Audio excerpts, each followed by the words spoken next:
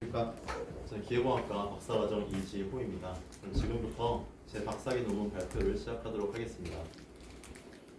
최근 생산 제조 분야에서는 디지털 대전환 시대에 맞춰서 AI 기술을 기반으로 한 스마트 매니팩처링 기술들이 다양하게 접목되고 있습니다. 특히 제조 산업에서 연간 발생하는 데이터 공급량은 약 1812페타바이트로 다른 산업들에 비해서 압도적으로 높은 것을 보실 수가 있습니다. 따라서 이 제조 산업에서의 AI 기술 시장은 2027년까지 연평균 47.9%의 성장률이 있을 것으로 전망되고 있습니다. 하지만 이런 AI 기술에 대한 기대에도 불구하고 이런 AI의 의사결정을 과연 우리가 신뢰할 수 있고 확증할 수 있는가, 즉 AI 어슈어런스에 대한 문제가 끊임없이 제기되고 있습니다. 이런 AI 어슈어런스에 대한 메타 분석 결과를 확인해본 결과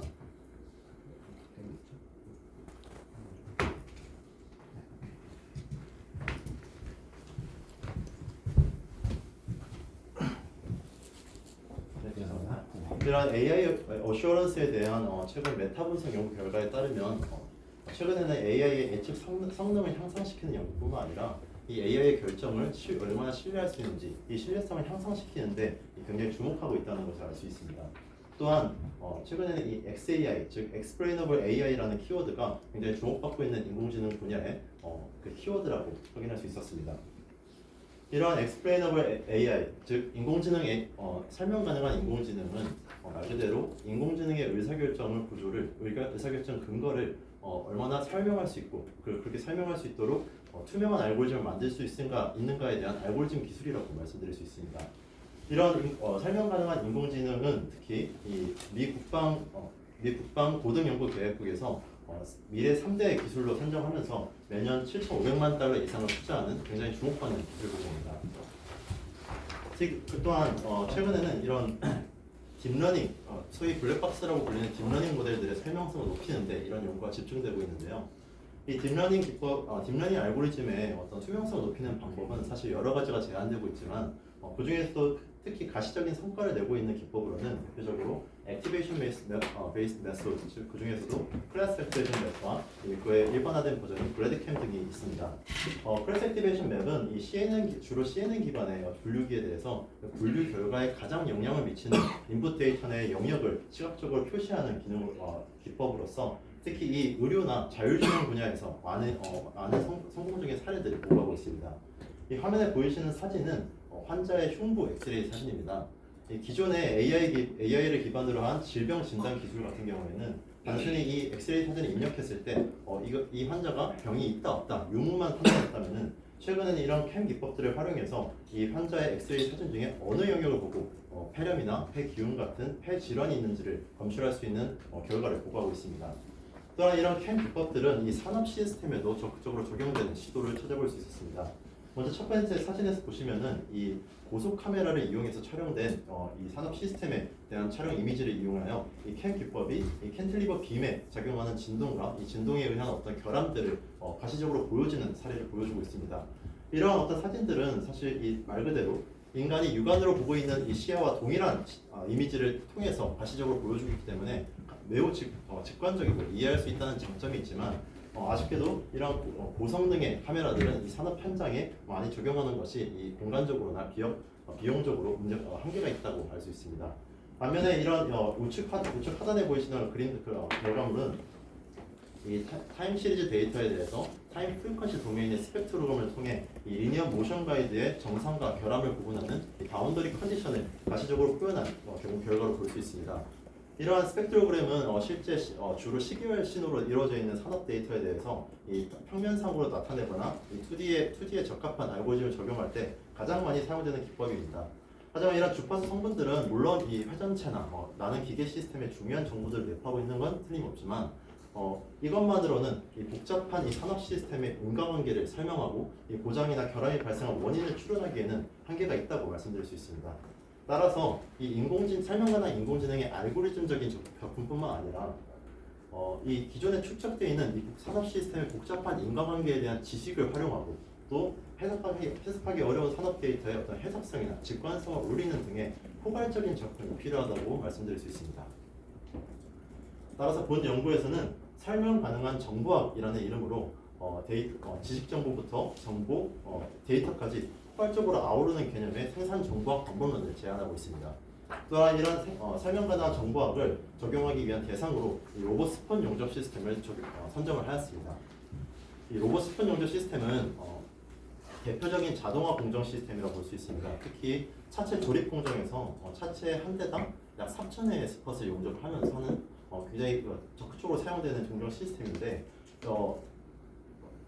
이로 인해서 이 용접 품질의 결함이 이 차체의 품질에 직접적으로 영향을 미친다고 볼 수가 있으며, 또한 이 자동화된 시스템으로 인해서 이 복잡한 인과관계를 가지고 있고 발견된 결함에 대한 원인을 확인하고 그거에 대한 후속 조치를 하는 것이 굉장히 어렵다는 이슈가 있습니다.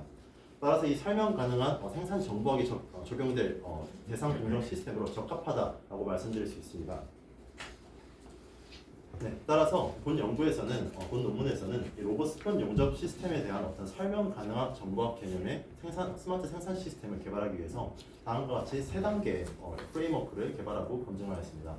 먼저 첫 번째 단계에서는 기존의 이 로봇 스폰 용접에 대한 어떤 고장과 그 원인 간의 인과관계를 규명할 수 있는 정량적으로 구조화하고 체계화할 수 있는 어떤 신뢰성 분석 프레임워크를 개발을 하였습니다. 또한 이를 바탕으로 이 구조화된 인과관계, 그리고 해석 가능한 데이터 기법, 그리고 설명 가능한 인공지능의 알고리즘 기법들을 결합하여 결과적으로 이 설명 가능한 고장 진단 방법론을 제안하는 게 챕터 4의 내용이라고 말씀드릴 수 있습니다. 마지막으로 뿐만 아니라 이 챕터 5에서는 이러한 어떤 설명 가능한 고장 진단을 가능하게 하는 이 해석 가능한 데이터를 인간의 개입 없이 인공지능이 자체적으로 생성할 수 있는 방법론에 대해서 제안하고 있습니다. 그럼 지금부터 각 챕터의 프레임워크에 대해서 하나씩 좀 더 구체적으로 설명드리도록 하겠습니다. 먼저 챕터 3, 3장에서는 앞서 말씀드렸듯이 어떻게 지금 산재되어 있는 어떤 로봇 스폰 용접의 어떤 인과관계 혹은 어떤 고장에 대한 정보들을 취합하여 효과적으로 그리고 구조적으로 이 인과관계를 규명할 수 있을까라는 질문에서 시작을 하였습니다. 이를 위해서 일단 대표적인 신뢰성 분석 기법인 FMECA와 FTA 두 가지 방법론을 결합하는 방식을 제안을 했는데요. 첫 번째로 이 FMECA는 이 리스트 중심의 어떤 고장 분석 방법론으로서 이 발생할 수 있는 다양한 고장 모드들에 대한 원인과 영향 간의 어떤 인과관계를 리스트적으로 정리를 합니다. 또한 이 각 고장 모드에 대한 어떤 치명성을 평가함으로써 이 어떤 우선순위를 두고 이 고장을 접근해야 되는지에 대한 중요한 정보를 알려주는 기법이라고 말씀드릴 수 있습니다. 두 번째로 FTA는 이 관계형 중심의 방법론으로서 이 탑 이벤트라고 이야기되는 어떤 가장 결과적인 이벤트부터 이 하위 이벤트로 일컬어지는 이 원인에 대한 이벤트들 간의 어떤 논리적인 관계를 규명하는 방법이라고 말씀드릴 수 있습니다. 먼저 이 FMECA에 대한 결과를 좀 설명드리도록 하겠습니다. 이 FMECA에서는 이 로봇 스폰 용접에 작용하는 어떤 주요한 고장 모드, 특히 산업 현장에서 주로 발생하는 고장 모드들을 중심으로 14가지 고장 모드를 정리를 했습니다. 이때 이 고장 모드에 대한 어떤 동일한 고장 모드를 하더라도 서로 다른 원인으로 인해 발생할 수 있으며 또 그로 인해 상응하는 영향이 일어날 수 있다는 것을 확인할 수 있었습니다. 본 자료는 이 단연간의 문헌 조사와 또 산업 현장에서의 인터뷰 등을 통해서 정리된 자료이며 또 각각의 세부 원인에 대해서 이 고장 모드가 얼마나 심각한 영향을 미치는지, 그리고 얼마나 자주 발생하는지, 그리고 얼마나 검출하기 어려운지 이 세 가지 지표에 대해서 평가를 해왔습니다. 이때 평가는 실제 로봇 제조사에서 근무하고 있는 산업 현장 직원을 통해 인터뷰를 통해서 확인을 했으며, 이때 각각 로우, 미디엄, 하이에 대해서 1점, 3.9점의 점수를 부여하여 좀 차별성 있는 점수 계산을 하였습니다. 이렇게 세 가지 지표를 곱한 점수를 리스크 프라이어티 넘버, RPN 점수로서 합산을 하고, 또한 이 각각 세부 원인들에 대한 RPN의 평균값으로 해당 고장 모드의 크리티컬리티, 치명도를 평가를 하였습니다. 그리고 마지막으로 이 치명도의 총 14개의 치명도의 합 대비해서 각 개별 치명도의 비율을 크리티컬 레이시오로 계산하여 맨 마지막 열에 기재한 것을 확인하실 수 있습니다. 이런 FMECA의 결과는 이 자체만으로도 사실 어떤 고장 모드를 더 주요하게 우선적으로 검토하고 관리해야 되는지에 대한 중요한 정보를 제공하고 있습니다. 하지만 저는 여기에 더 나아가서 이런 FMECA의 정량적 지표들을 논리적 구조인 FTA에 적용함으로써 보다 구조하고 체계적인 어떤 인과관계를 정립하고자 하였습니다. 이 FTA에서는 사실 상위 단계와 하위 단계에 대해서 사용자가 맞춤화된 어떤 카테고라이징을 해야 됩니다. 저는 이 공정 시스템, 특히 생산 공정 시스템에 있어서는 결과적으로 발생하는 이 품질의 결함이 가장 상위 이벤트가 돼야 된다고 생각을 했고, 또 상위 이벤트에 대한 어떤 그 1차적 요인으로서 이 품질 결함이 유발시키는 비정상적 물리적인 거동을 인터미디어트 레벨로 설정을 하였습니다. 또한 가장 하위의 어떤 베이직 이벤트의 경우에는 이 실제 현장에서 발생하는 고장 모드들을 설정하였고, 이 각 고장 모드들에 대해서는 앞선 FMECA에서 부여된 크리티컬리티 레이시오를 점수로서 부여를 하였습니다. 따라서 이런 지금 화면에서와 같이 이 상위 이벤트인 이 품질 결함부터 이 하위 이벤트인 이 고장 모드까지 이 인과관계를 정립을 했는데요. 이 인과관계에서 특히 보시면은 다수의 하위 이벤트들에 의해서 이 상위 이벤트가 발생했을 때 다수의 이벤트들 중에 하나만 발생해도 상위 이벤트가 일어나는지에 대한 오후 게이트, 그리고 다수의 이벤트들이 중복해서 한꺼번에 일어나야지만이 발생할 수 있는 엔드 게이트, 두 가지 논리 게이트를 적용하여 이 인과관계를 규명을 하였습니다. 또한 이 인과관계의 점수를 계산하기 위해서 이 로직 calculation 방법으로 이 확률적인 계산 방법을 적용하였으며, 이를 통해서 가장 하단에 부여했던 FMEC의 크리티컬리티 레이시오를 기반으로 상위 이벤트까지 이 치명도 점수를 계산할 수 있었습니다. 그 결과 이 5가지 품질 결함 중에서 이 용접의 너깃이 기준치보다 작아지는 언더사이즈 웰드가 가장 치명적인 품질 결함으로 확인이 되었으며, 이 언더사이즈를 유발하는 다양한 고장 모드들 중에 가장 치명성이 높은 이 3가지 고장 모드, 정극 비정렬, 정극 팀 마모, 그리고 션팅 이펙트 3가지 고장 모드가 주요 고장 모드로 선정되었습니다. 뿐만 아니라 본 연구에서는 이렇게 확인된 이 고장 모드와 언더사이즈 웰드 간의 관계를 실제 실험 분석을 통해서 실제로 이 품질 결함이 일어나는지를 검증하고, 또 어떤 크라이테리아를 이용해서 어떤 바운더리 컨디션에 의해 이 품질 결함이 발생하는지를 실험을 통해 확인을 했습니다. 먼저 정극 비정렬의 경우에는 이 용접 식편과 정극 팁이 수직해야 되는데 이 수직하지 않고 비정렬이 됐을 때 정렬 각도별로 실험을 했을 때 품질에 어떤 영향이 일어나는지를 분석해 본 결과 그림에서 같이 5도 이상의 시판에서 이 크로스 섹션 테스트에 의해 언더사이즈 웰드가 발생하는 것, 즉 기준치인 3.58mm보다 더 작은 용접 너겟의 너비가 발견이 되었습니다. 두 번째로 정극 팀 마모의 경우에는 이 보이시는 새 팁부터 완전히 마모된 팁까지 런투 페일러 데이터를 반복적으로 수집해가며 이게 어떻게 점진적으로 마모가 되고, 또 이게 실제 품질 결함을 발생시키는 어떤 정도가 어느 정도인지를 평가를 한 결과 이 17.78제곱밀리미터의 팀 면적이 발생했을 때 99.99%의 신뢰도를 가지며 이 언더사이즈 웰드가 발생한다는 것을 확인하였습니다.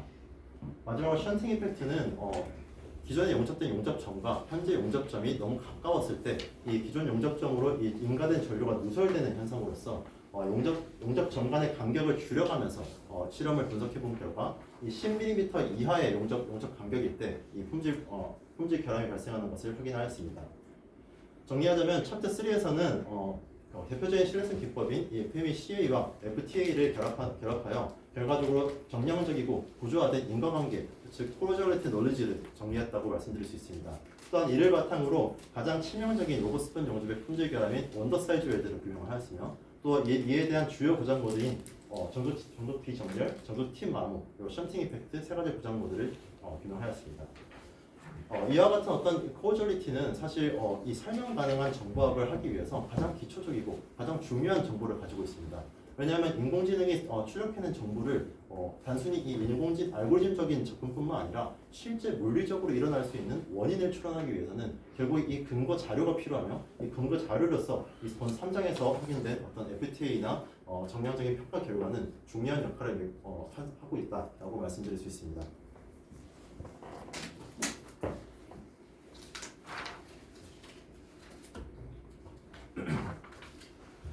다음으로 4장에서는 본격적으로 설명 가능한 고장 진단 프레임워크를 개발하고 로봇스펀 용접에 적용하여 검증한 결과를 담고 있습니다. 이때 제가 서두에서 말씀드렸듯이 이 설명 가능한 인공지능 기법이 적용하기에 이 산업 데이터가 이 해석성이나 이 직관성 면에서 제한이 있다라고 말씀드렸었는데, 따라서 본 연구는 이 데이터, 산업 데이터 자체가 어떻게 하면 보다 직관적으로 이해가 가능하고 또 해석할 수 있을까라는 질문으로 시작을 했습니다.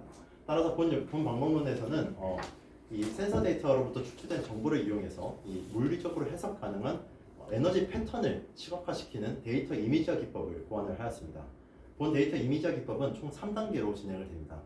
먼저 첫 번째 단계는 센서로부터 에너지에 대한 정보를 추출하는 단계입니다.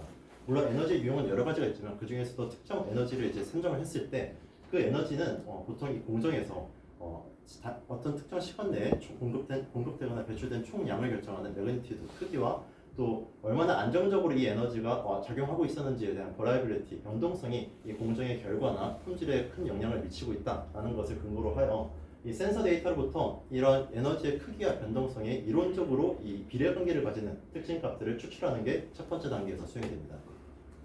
두 번째로는 이렇게 센서로부터 추출된 특징 값을 이용하여 결과적으로 이 원하는 에너지 정보에 대한 상대적 수준을 결정하는 제일 중요한 단계입니다. 이때 상대적 수준은 퍼지 추론 시스템을 이용해서 결정이 되는데요. 이 퍼지 추론 시스템이란 다수의 서로 연관이 있는 다수의 정보들의 상대적 수준을 종합하여 결과적으로 하나의 정보에 대한 상대적 수준을 결정할 수 있는 정량적인 기법이라고 말씀드릴 수 있습니다.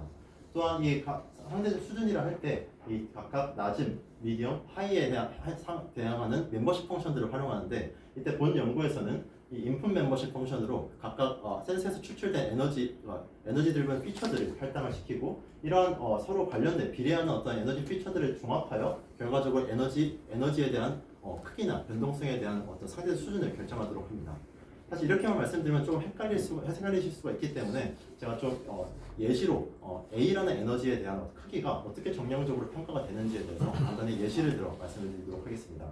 일단 이 에너지 A의 매그니튜드와 비례 관계를 가지는 특징이 두 가지가 센서 데이터로부터 추출될 수 있다고 가정을 하겠습니다.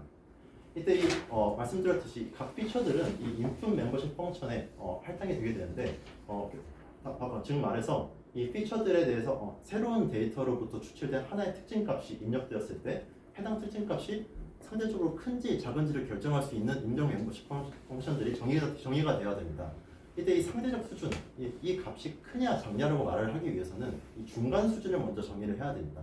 따라서 본 연구에서는 이 해당 특징값에 대해서 이 정상 데이터의 분포를 기반으로 해서 이 중간 미디엄 멤버십을 이 가우시안 펑션으로 정의를 하였습니다. 또한 이 중간 멤버십 정상 데이터의 플러스 마이너스 신뢰도 95%를 기준으로 하여 이렇게 각각 낮음과 높음에 해당하는 이 멤버십 펑션들을 정의를 해서 대칭적이고 상대적인 수준을 결정할 수 있도록 이 입력 멤버십 펑션을 설계를 하였습니다. 따라서 이렇게 새로운 데이터 한 값이 들어왔을 때 해당 값이 이 낮음인지 중간인지 높음인지를 이러한 멤버십 펑션에 일부하여 결정할 수가 있으며 앞서 말씀드렸듯이 이 예시로 보이는 이 두 가지 특징들은 모두 에너지 A의 크기와 비례하고 있기 때문에 이 에너지 두 가지 특징의 상대적 수준을 종합하여 에너지 A의 매그니튜드에 대한 종합적인 상대적 수준을 결정할 수 있게 됩니다. 예를 들어 이 멤버십의 두 가지 특징이 각각 상대적으로 높다라고 판단될 수 있는 값이 들어왔다고 하면은 이걸 종합하여 결과적으로 아웃풋 멤버십인 에너지 A의 매그니튜드도 굉장히 높다라는 것을 가시적으로 보여주고 정량적으로도 표현하고 있습니다. 또한 첫 번째 피처는 여전히 높은데 하나의 피처는 좀 상대적으로 낮은 중간과 낮은 중간에 이제 들어왔을 때는 보시다시피 아웃풋 멤버십의 중간과 높음이 둘 다 동시에 활성화되는 걸 보실 수가 있는데 여기서 좀 더 디터미니스틱한 어떤 결과를 내기 위해서 저는 이 두 번째로 높은 기준 그리고 세 번째 기준에 대해 각각 0.7과 0.3의 가중치를 부여를 하였습니다. 따라서 지금 현재 보이시는 것처럼 에너지 A의 매그니튜드가 관련 비례하는 특징 값들을 이용하여 상대 수준을 종합하여 결과적으로 이 에너지의 매그니튜드가 상대적으로 지금 현재 높은지 낮은지를 결정할 수 있는 어떤 아웃풋 멤버십의 결과를 보여주고 있습니다.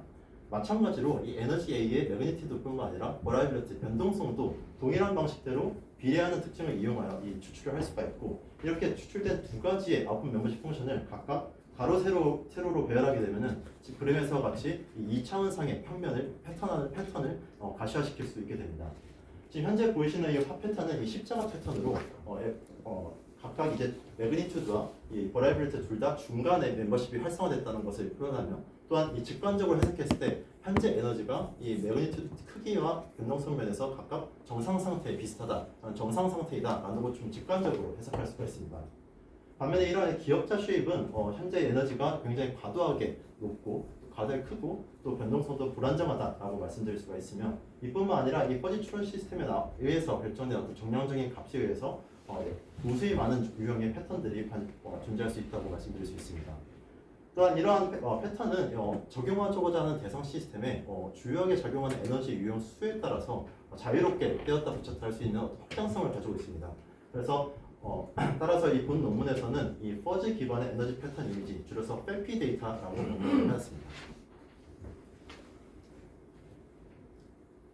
또한 이런 FEP 데이터를 중심으로 이 전체적인 설명 가능한 고장 진단 프레임워크가 어떻게 진행되는지를 이 로봇스펀 용접 데이터를 바탕으로 뒷부분에 설명을 드리도록 하겠습니다. 먼저 로봇스펀 용접에서 이 센서 데이터를 수집하기 위해 사진에서와 같이 용접권에 전류, 전압, 변이, 가속도 등 4개의 센서를 설치하여 이 데이터를 수집하였고 이때 3장의 확인되기 바운더리 컨디션을 적용하여 이 정상 상태 용접 데이터뿐만 아니라 이 각각 전극 비정렬, 팀 마모, 션팅 이펙트까지 3가지 고장 모드 합쳐서 1424개의 고장 데이터를 수집하였고 741개의 정상 데이터를 수집하였습니다. 이렇게 수집된 데이터를 바탕으로 말씀드린 FEP 데이터를 변환하기 위해서는 이 로봇스펀 용접에 작용하는 에너지의 유형을 정의할 필요가 있습니다.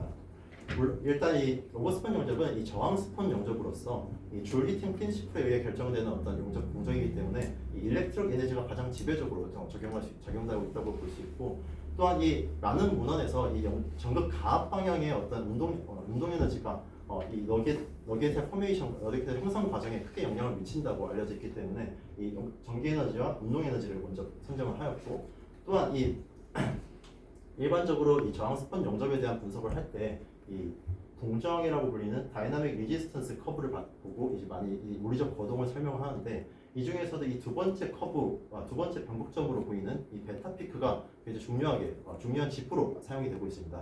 이 베타 피크는 이 용접재 두 개의 용접재 사이에 실질적인 용접 너깃이 생겨서 이제 용접점이 발생하기 시작하는 단계로서 이 베타 피크 전후의 에너지 고동은 크게 다르다고 말씀드릴 수 있습니다. 따라서 본 연구에서는 이 가속도 신호와 변이 데이터를 이 운동 에너지에 대한 신호로부터 운동 에너지에 대한 정보를 그리고 전류와 전압 신호를 곱한 이 R 신호에서부터 이 전기 에너지에 대한 특징 값을 추출을 하였으며 이 각각 이 베타 피크 전후로 이 특징들을 추출하여 결과적으로 이 각 에너지 유형 이 베타 피크 전후의 전기 에너지와 운동 에너지에 대한 각각의 크기와 변동성에 비례하는 특징 값들을 보시는 것과 같이 매칭을 하였고 결과적으로 이 RSW에 맞춤화된 커스터마이징된 FEP 데이터를 본 그림과 같이 설계를 하였습니다. 이렇게 설계된 FEP 데이터에 의해서 수집된 2165개의 데이터 전체를 FEP 데이터를 변환을 하였고 보시는 바와 같이 이 정상 데이터 같은 경우에는 각 사분면 즉 모든 에너지 유형에서 이 십자가 패턴이 보이는 걸 확인하실 수가 있고 또 고장 데이터 같은 경우에는 서로 다른 이제 패턴을 보여주고 있는데 그 와중에서도 특정 에너지 유형에 대해서는 이 고장 모드별로 조금씩 유사한 패턴들을 보이고 있는 것을 보실 수가 있습니다. 이런 어떤 패턴의 차이들이 어떻게 이 설명 가능한 고장 진단 그리고 설명 가능한 정보학에 중요한 영향을 미치는지 뒷부분에서 계속 설명드리도록 하겠습니다. 먼저 이 FEP 데이터로 이 고장 진단 모델을 구축을 하였습니다. 이 고장 진단 모델은 가장 대표적인 딥러닝 모델인 CNN 모델을 설정을 하였고 이 CNN 모델의 하이퍼 파라미터 조합을 다양하게 하면서 가장 고장 진단 성능이 높은 모델을 선정을 하였습니다. 뿐만 아니라 이 고장 진단 성능을 좀 더 비교 평가하기 위해서 일반적으로 사용되는 어떤 그 2D 패턴인 스펙트로그램, 타임 프리퀀시 스펙트로그램을 이용한 CNN 모델과 또 일반적으로 이제 데이터 드리븐 기법으로 피처를 선정한 총 16개의 피처를 이용해서 각각 멀티레이어 퍼셉트론, 서포 벡터 머신, 페이 니어스 네이버후드까지 총 5개의 고장 진단 모델을 구축을 하였습니다. 그래서 이에 대한 고장 진단 성능의 평가 결과 이렇게 어큐러시부터 프리시전, 리콜, 웨펀스 코어 4가지 지표에 대해서 평가를 하였습니다.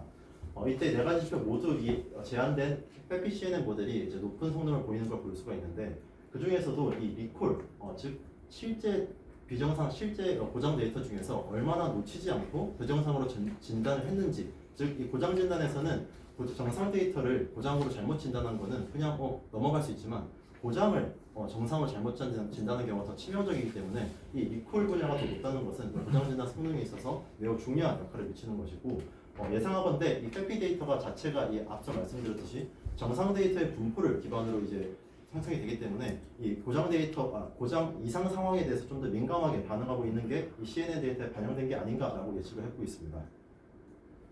또한 이 CNN 데이터에 대해서 이 앞에서 설명드렸던 이 대표적인 설명 가능한 인공지능 기법인 이 그래드캠을 적용을 할 수 있었습니다. 이때 이 마지막 레이어를 통해서 이 추출된 그래드캠을 이용하여 확인해 보면은 예시로 이 정상 상태에서 추출된 회피 데이터가 입력돼서 정상으로 그 진단이 될 때 그에 가장 영향을 미친 영역이 이 각 사분면의 중앙 영역이라는 걸 보실 수가 있는데요. 이거는 저희가 설계했던 의도와 일치하는 것을 알 수 있습니다. 한편 기존에 어떤 많이 사용되는 이 스펙트로그램 형태의 어떤 CNN 모델에 대해서도 동일하게 그래드캠을 적용할 수 있는데 이 그래드캠 결과를 보면은 이 정상과 고장뿐만 아니라 정상과 고장도 당연히 이제 구분하기 어렵고 고장들 안에서 어떤 영역을 받는지 고장 모드별로 다른 영역을 받는지를 알 수가 없기 때문에 이를 바탕으로 어떤 좀 더 추가적인 어떤 고장 원인을 추론하거나 추가적인 어떤 물리적 정보를 얻는 게 좀 제한이 있다라고 말씀드릴 수 있습니다. 반면에 제가 제안한 회피 데이터를 기반으로 한 CNN 모델의 어떤 그래드캠을 확인해 보면은 정상과 고장은 물론이고 고장은 똑같이 고장으로 진단한 모델 결과들 중에서도 각각 이 어떤 사분면 활성화된 영역도 다르고 또 활성화된 패턴도 조금씩 다른 걸 보실 수 있습니다.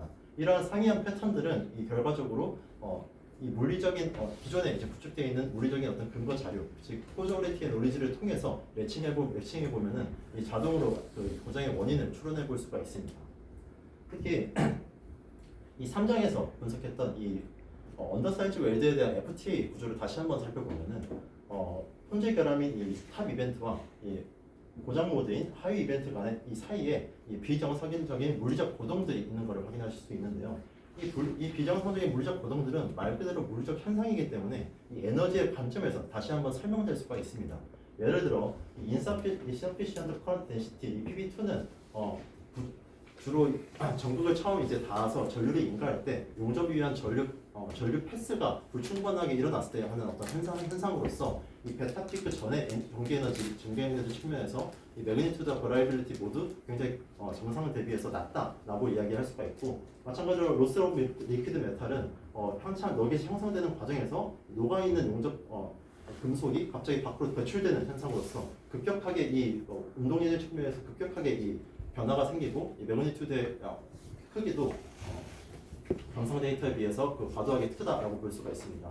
이러한 물리적 해석성을 바탕으로 이 회피 데이터와 이 그래드캠의 패턴을 매치할 수 있는데, 이는 다시 한번 말씀드릴 수 있는데 저희 이 조합된 회피 데이터는 단순히 기하학적인 어떤 십자가나 기역자 L-쉐입의 패턴을 보여주는 게 아니라 이게 실제로 에너지의 거동을 설명할 수 있는 물리적으로 설명 가능한 데이터라는 것을 다시 한번 강조드릴 수 있을 것 같습니다.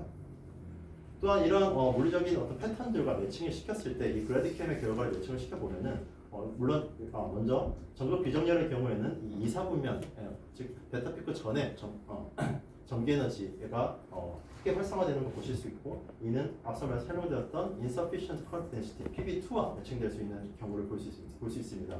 또한 이 FTA에 따르면은 이 PV2를 유발시키는 어떤 고장 모드들은 고장 모드 중에 이 전극 비정렬이 있다는 것을 확인할 수 있고, 또한 전극팀 암호 같은 경우에는 2사분면과 4사분면, 즉 PV2와 PV5가 동시에 매칭되는 경우로서 이 경우는 FTA에 의해서 이 전극팀 암호만으로 규결되는 것을 확인할 수 있습니다. 마찬가지로 션팅 이펙트 또한 3사분면이 활성화되는 PV6와 매칭됨으로써 이 션팅 이펙트로 추론해낼 수 있는 단서를 제공할 수 있습니다. 따라서 마지막으로 본 연구에서는 수집한 비정상 데이터 중에서 실제 고장으로 진단한 1421개의 데이터를 모두 적용해본 결과 이 94.4%의 정확도로 고장의 물리적 원인을 정확하게 추론하는 것으로 확인을 할 수 있었습니다. 따라서 본 4장에서는 이 3장에서 마련된 어떤 이 코어저리티 논리지와 또 새롭게 보완된 해석 가능한 데이터, 그리고 기존에 알려진 설명 가능한 인공지능 알고리즘 기법을 통해서 결과적으로 이 설명 가능한 고장 진단의 정보, 즉 고장을 실시간으로 진단할 뿐만 아니라 진단된 고장에 대해서 실제 물리적으로 어떤 원인에 의해서 이 고장이 발생했는지를 추론해내고 그거에 대한 어떤 원인 정보를 제공해주는 설명 가능한 고장 진단 프레임워크가 개발되고 검증되었다라고 말씀드릴 수 있습니다.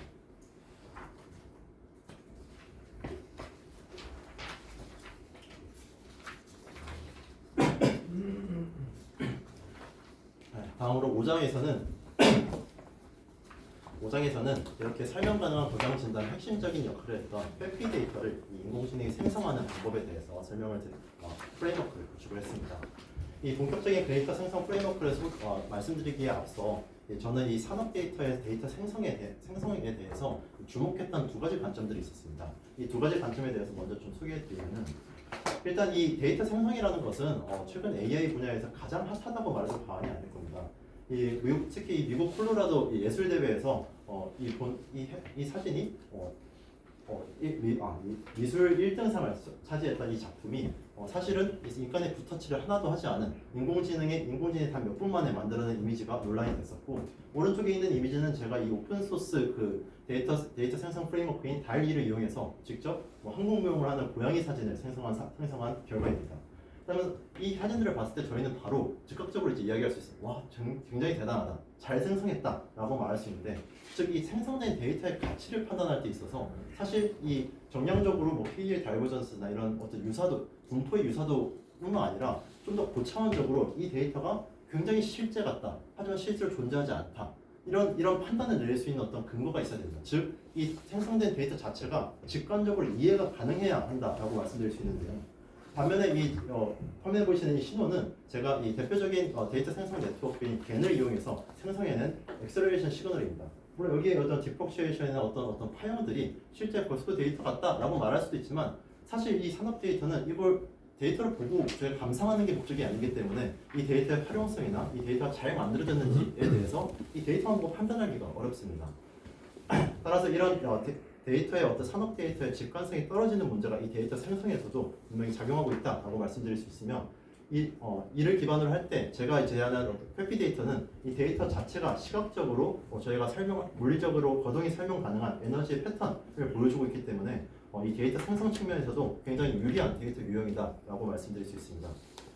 두 번째 관점은 이 산업 데이터의 데이터 생성 기술들은 기존에 주로 스몰 데이터 프로그램, 즉 클래스 임밸런스나 어떤 미싱 데이터 같은 이 산업 현장에서의 열악한 이 데이터 퀄리티, 데이터 수집 환경을 이제 극복하고자 하는 목적을 가지고 있습니다. 물론 이 목적도 이 산업 데이터 생성에서 굉장히 중요하게 다뤄야 하는 데이터 생성의 목적이라고 생각을 합니다. 하지만 저희가 또 하나 주목해야 되는 관점은, 사실 이 산업 현장에서 이 스마트 생성 기술에 얼마나 팬시하든 적용하는 게 굉장히 어렵다라는 겁니다. 그 가장 주된 이유는 저희가 아무리 이제 센서 데이터나 고가의 어떤 좋은 정보들을 이용해서 이 스마트 기술을 만들었다 한들 산업에서 적용할 때 이 센서를 설치하는 거에 대해서 이제 굉장히 배타적이기 때문입니다. 예컨대 제가 이 4장에서 개발한 어떤 설명 가능한 고장 진단 방법은 실제로 좋은 검증을 통해서 검증이 됐다고 하더라도 이 실제 로봇 스폰 용접 현장에 제가 적용하자고 하면 몇백 대에 달하는 로봇 시스템에 약 200만 원에 달하는 이 센서를 설치하는 거가 분명히 제한이 있을 거라고 생각합니다. 따라서 이 데이터 생성 기술에 또 하나 주목해야 되는 목적은 저는 이 센서를 대체할 수 있는 방법이라고 생각을 합니다. 따라서 저는 본 프레임워크에서 이미 4장에서 검증된 이 회피 데이터를 더 이상 이제 센서가 없는 어떤 장비 데이터 혹은 디지털 트윈 데이터만으로 이 AI를 통해 생성해낼 수 있는가, 이 센서랑 버금가는 수준의 성능을 가진 데이터를 생성할 수 있는가라는 게 이 본 5장의 목표라고 말씀드릴 수 있습니다. 이를 위해서 먼저 이제 디지털 트윈을 개발했는데, 최근에 이 유니티 3D를 기반으로 한 디지털 트윈 개발은 사실 좀 어느 정도 연구실에서 보편화되고 있기 때문에 자세한 디지털 트윈 개발 과정은 생략하도록 하겠습니다. 하지만 이 개발된 디지털 트윈은 이 실시간 데이터 네트워크를 통해서 결과적으로 실제 로봇 스폰 용접이 작동할 때 그 동작을 그 실시간으로 그대로 모사할 수 있으며, 이 모사된 동작은 저희가 이 용접 시스템에 엔드 포인트인 이 용접 팁의 위치 정확도를 평가해본 결과 실시간으로 1.25% 이하의 굉장히 높은 수준의 위치 정확도를 보여주는 것을 확인을 하였습니다. 사실 이런 디지털 트윈은 사실 여러 사례들을 살펴보면 사실 이렇게 개발해서 실제 시스템을 동기화하고 있다, 시각적으로 보여주고 있다 해서 사실 마치고 있는 게 대부분입니다. 하지만 저는 이 정보학적인 측면에서 이 디지털 트윈을 어떻게 활용해 볼 수 있을까 좀 더 고민을 해봤습니다. 그때 지금 화면에 보이시는 것처럼 사실 이 디지털 트윈이 작동하고 있는 이 국소적인 영역을 보면은 이 물리적인 공간에서는 저희가 안전상의 이유나 여러 가지 이유로 접근하기 힘든 공간의 영역을 캐치를 할 수가 있습니다. 특히 지금 화면에 보이시는 것처럼 이 실시간으로 용접되고 있는 어떤 이 상태에서 용접의 팁의 각도 혹은 직전 용접과의 영접한 간격 그리고 이 팁 디스턴스가 상부 팁과 하부 팁의 어떤 디스턴스까지도 이런 마이크로미터 단위의 디스턴스까지도 측정을 할 수가 있으며 이런 측정된 데이터가 저희가 확인해 본 결과 굉장히 실제와 유사한 경향성을 가지는 어떤 좋은 데이터가 확인될 수 있다라고 평가를 받았습니다. 또한 이 디지털 트윈 데이터와 함께 이 센서리스트 데이터의 두 번째 유형으로 이 설비 데이터, 이 컨트롤러부터 이 HRIPC를 통해 수집된 데이터를 이제 수집하였습니다. 이때 이 로봇의 6개 축에 해당하는 모터 실시간 모터 부하 신호와 용접권의 이 서버 모터를 포함한 7개 축 모터의 회전 각도를 데이터로 수집을 하였습니다. 따라서 결과적으로 이 4장에서 수집했던 방법과 동일한 방법으로 이 센서 데이터를 수집할 때 동시에 이 센서와 독립적인 이 장비 데이터와 이 장비 데이터를 기반으로 한 이 디지털 트윈의 지오메트릭 인포메이션을 동시에 수집함으로써 센서리 데이터와 센서리스 데이터를 동일한 조건에서 총 2251개의 데이터를 수집을 하였습니다. 이때 이 지오메트릭 데이터에 대해서 사실은 이 설비 데이터로 작동되는 디지털 트윈에서 얻어낸 정보라는 점에서 사실 이 이퀴먼트 데이터만으로 이 지오메트릭 인포메이션을 만들어낼 수 있습니다. 하지만 이 매스마티컬한 방법, 수식만으로 만들어낸 결과보다 이 디지털 트윈에서 실제로 움직이는 것을 확인해가며 측정된 이 지오메트릭 인포메이션은 이 가시성이나 직관성 면에서 훨씬 뛰어난 데이터의 어떤 해석성을 보여준다고 말씀드릴 수 있습니다. 따라서 이러한 이제 데이터를 바탕으로 저는 이제 본격적으로 페피 데이터를 생성하는 모델을 만들기 위한 세 가지 모델링 단계를 수행을 하였습니다. 먼저 첫 번째 단계에서는 이 페피 데이터의 최적의 레이턴트 스페이스를 찾는 과정이었습니다. 이 컨볼루셔널 오토인코더를 적용했는데 여기서 레이턴트 스페이스는 이 오토인코더의 엔코드와 디코드를 연결하는 이 가장 낮은 차원의 보틀넥 레이어에 해당하는 레이어 공간이고 여기서 최적 레이턴트 스페이스라고 한다는 것은 이 보틀넥 레이어의 노드수 즉 레이턴트 스페이스의 차원수가 최소화가 되되 이 입력된 실제 페피 데이터에 대해 복원된 데이터 간의 어떤 차이가 유사성이 굉장히 가장 높은 이 복원성이 가장 높은 레이턴트 스페이스를 의미합니다. 따라서 이 다양한 이 레이턴트 스페이스를 차원을 1차원부터 20차원까지 늘려가면서 또 하이퍼 파라미터 조합들을 각각 조합해가면서 이 다수의 모델들을 학습해보고 평가해본 결과 지금 보시는 것처럼 이 레이턴트 스페이스의 차원이 늘어날 때 점점 확연하게 이 페피 데이터의 복원 성능이 향상되는 것을 보실 수가 있습니다. 이때 평가 지표로는 이 입력된 실제 페피 데이터와 복원된 페피 데이터 간의 픽셀 값의 MA를 기준으로 평가를 하였고 이 MA가 특히 11차원 이후부터는 굉장히 0.02 수준으로 굉장히 수렴하는 것을 보실 수가 있습니다. 또한 이 레이턴 스페이스의 어떤 공간을 레이턴 스페이스를 이 TSN이로 기법으로 2차원으로 시각화해 본 결과 21차원부터 20차원까지 거의 동일한 데이터 분포를 보여줬으며 특히 이제 실제로 이 페피 데이터를 복원한 결과를 보면은 거의 동일한 데이터라고 해도 무방할 정도로 완벽하게 복원하는 것을 보실 수 있습니다. 이 뜻은 현재 여기서 보면 12차원, 11차원부터 20차원에 불과한 레이턴트 스페이스의 값만으로도 이 1600개 픽셀을 가지고 있는 페피 데이터를 완벽하게 복원할 수 있는 정보를 담고 있다라는 것을 내포하고 있으며 이러한 페피 데이터 레이턴트 스페이스를 잘 이용한다면은 페피 데이터를 센서 없이도 복원할 수 있다라고 이제 생각을 했습니다.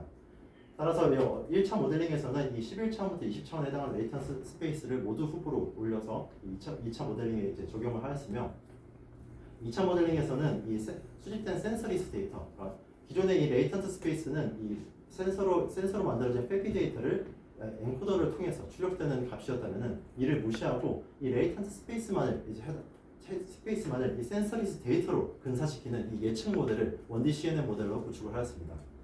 구축한 결과 이 12차원의 레이턴트 스페이스를 예측할 때 매우 높은 성능을 보이는 걸 확인할 수 있었으며 이거에 대한 정성적인 평가는 뒤에 페피 복원 능력과 같이 이제 페피 산성 능력과 같이 평가를 하겠습니다.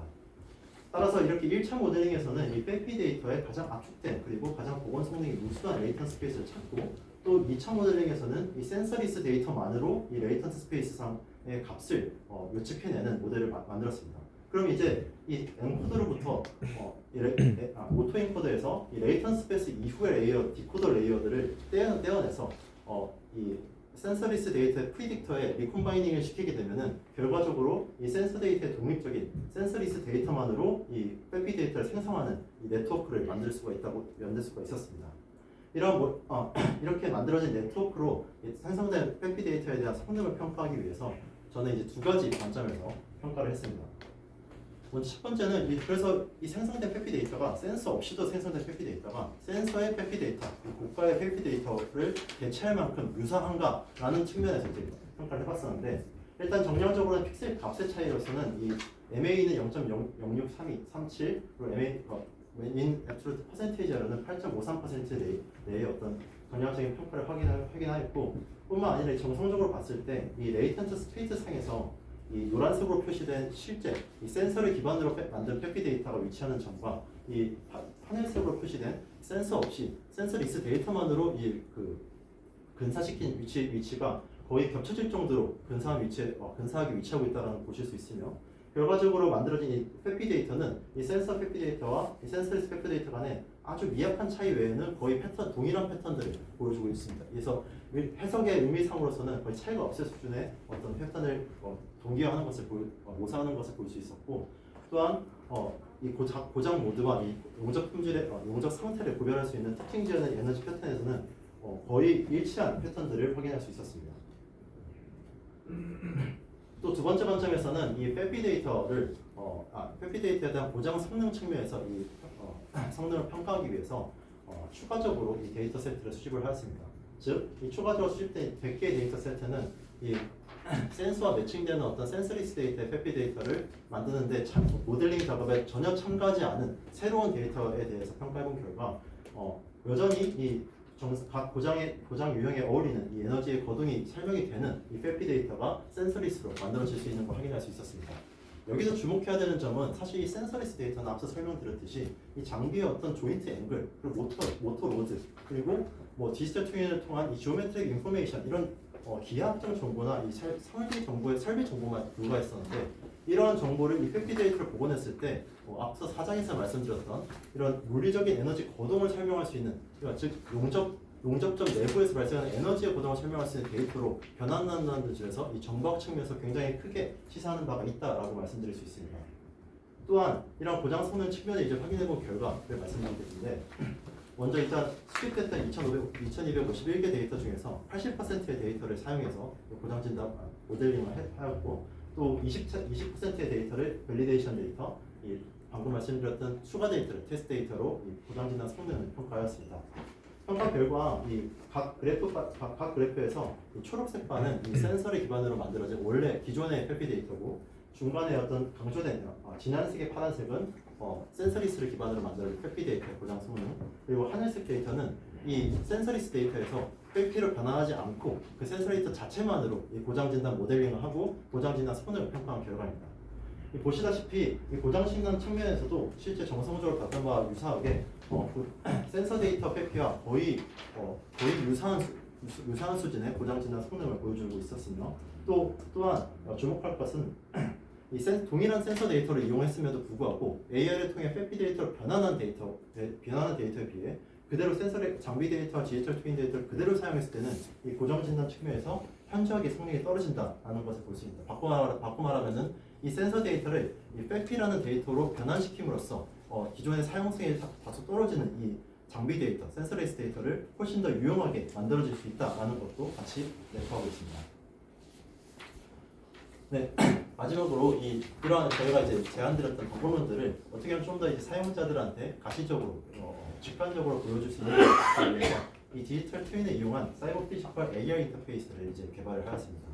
이때 이 로봇 실제 용접 시스템을 촬영하고 있는 웹캠 이미지와 웹캠 화면과 디지털 트윈을 동일한 화각에서 미니 카메라로 촬영하고 있는 화면, 그리고 여러 가지 정보들을 알려줄 수 있는 UI 툴들을 한 화면에 중첩시킴으로써 이 증강현실 개념의 프레임워크를 보여줄 수가 있고, 이때 또 카프카를 이용해서 데이터 네트워크를 설정함으로써 이미 구축되어진 스마트 애플리케이션과 어떤 그 데이터 수집과 같은 어떤 소프트웨어 모듈들에 대한 어떤 연결성을 용이하게 하는 것뿐만 아니라 추후에 추가적으로 어플리케이션을 했을 때 이에 대해서 복잡한 데이터베이스의 어떤 설정 없이 굉장히 용이하게 확장이 가능하다는 점에서 이 카프카 기반의 데이터 프레임워크가 중요하다고 말씀드릴 수 있습니다.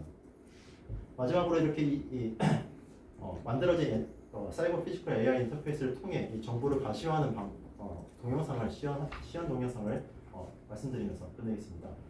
일단 이제 지금 보시면은 현재 이제 로봇 용접 시스템이 이제 겹쳐져서 디지털 트윈 모델과 실제 시스템이 겹쳐져 있는 걸 보실 수가 있고, 용접 프로그램이 작동하게 되면은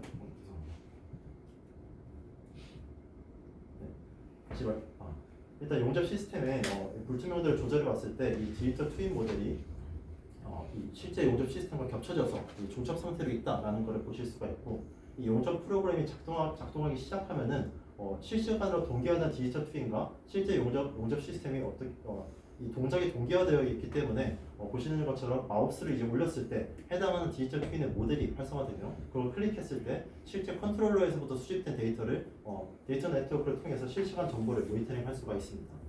또한 현재 이제 용접되고 있는 정원에도 홀스 번째는 정상 컨디션, 이 짝수 번째는 이 비정렬 고장 모드에 대한 해당하는 컨디션으로 용접되고 있으며, 총 12개의 스폰 용접이 끝났을 때 수집된 어떤 센서 데이터를 즉각적으로 서버를 통해 이 인공지능 고장 진단 모델에 전송을 하게 됩니다.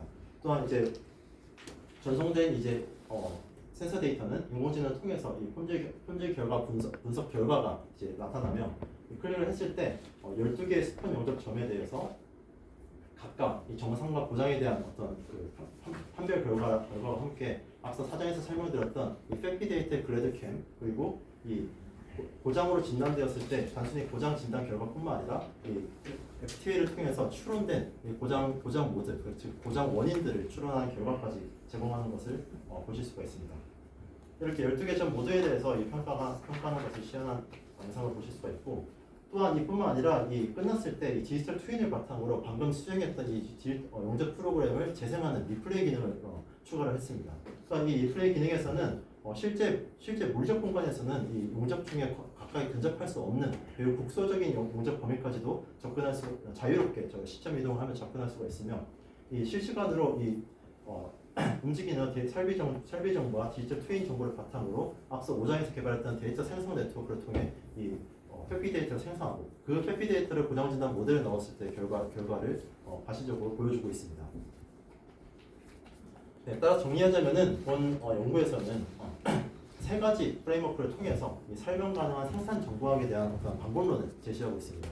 먼저 첫 번째 챕터 3에서는 신뢰성 분석 프레임워크를 개발함으로써 기존의 어떤 그 산재되어 있던 인간이 축적해온 어떤 도메인 지식, 즉 인과관계의 지식들을 또 종용적이고 구조적으로 이제 정립할 수 있다라는 점에서 컨트리뷰션을 가지고 있고, 이러한 어떤 그 코어저리티 논리지는 실제로 익스플레이너블 AI를 좀 더 물리적인 관점에서 가능하게 할 수 있는 중요한 정보를 내포하고 있다고 생각합니다.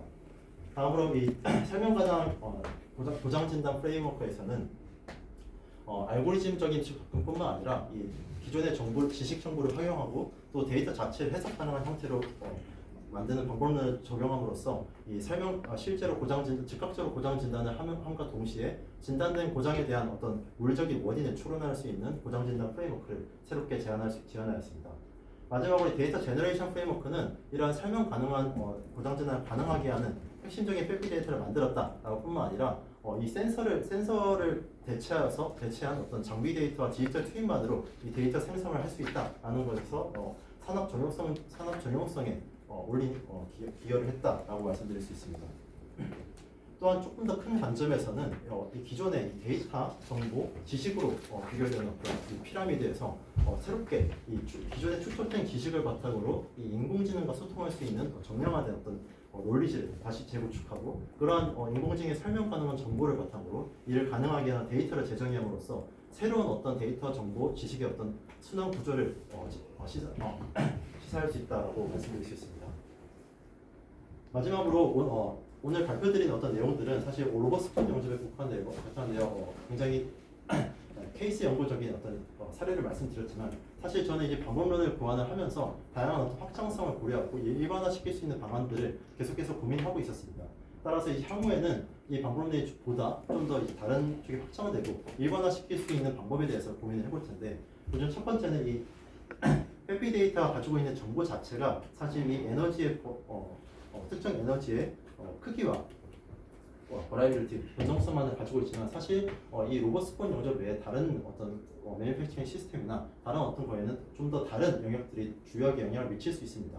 따라서 좀 더 면밀하게 이 해당 적용할 수 있는 정보들을 조사하고 이 해당 정보들을 추가함으로써 좀 더 다양하고 정확한 추론 결과를 낼 수 있도록 노력할 예정입니다.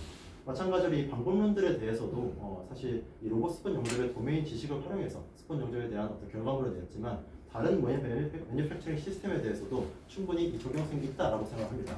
따라서 앞으로 지속적으로 이런 프레임워크들을 다른 공정에도 적용을 해보면서 좀 더 일반화된 방법론으로 제시할 수 있도록 노력하려고 계획하고 있습니다. 마지막으로 제 연구 실적에 대해서 간단히 말씀드리고 마치도록 하겠습니다. 먼저 저는 이 사정에서 소개드렸던 설명 가능한 고장 진단 프레임워크가 이 산업공학 분야 탑 저널인 IEEE Transitions on Industrial Informatics에 최근 게재가 되었으며 이를 포함하여 총 6편의 국제학술지에 논문을 게재하였습니다. 또한 22편의 국제학술대회에서 발표를 수행하였으며 24편의 국내학술대회 발표를 수행하였고 지식재산권 측면에서는 국내 등록 특권, 해외 출원 특권을 포함한 총 8편의 특허 호권과 4건의 소프트웨어 등록을 수행을 하였습니다. 마지막으로 수상으로는 4건의 학술대 발표 우수상뿐만 아니라 주로 학부생들로 팀을 구성하여 영국 경진대회에 참가해서 전국대회인 한국연구재단 소속의 이사장상을 포함하여 총 5건의 수상을 하였습니다. 끝으로 앞에 계신 지도 교수님과 최근에 이야기를 해봤을 때 기존에 논문에 전달드린 논문의 제목이 다소 좀 제네릭하고 좀 로버스폰 영접에 어떤 것을 하는지에 대한 불분명하다라는 의견을 반영해서 이 논문 제목에 대한 수정안을 고려를 해봤습니다. 심사위원분들께서는 이 제목에 대해서도 같이 한번 의견을 주시면 감사드리겠습니다. 네, 그럼 이상으로 제 발표를 마치도록 하겠습니다. 긴 시간 경청해 주셔서 진심으로 감사드립니다. 네, 흥미로운 발표 감사드리고요. 질문 부탁드리겠습니다.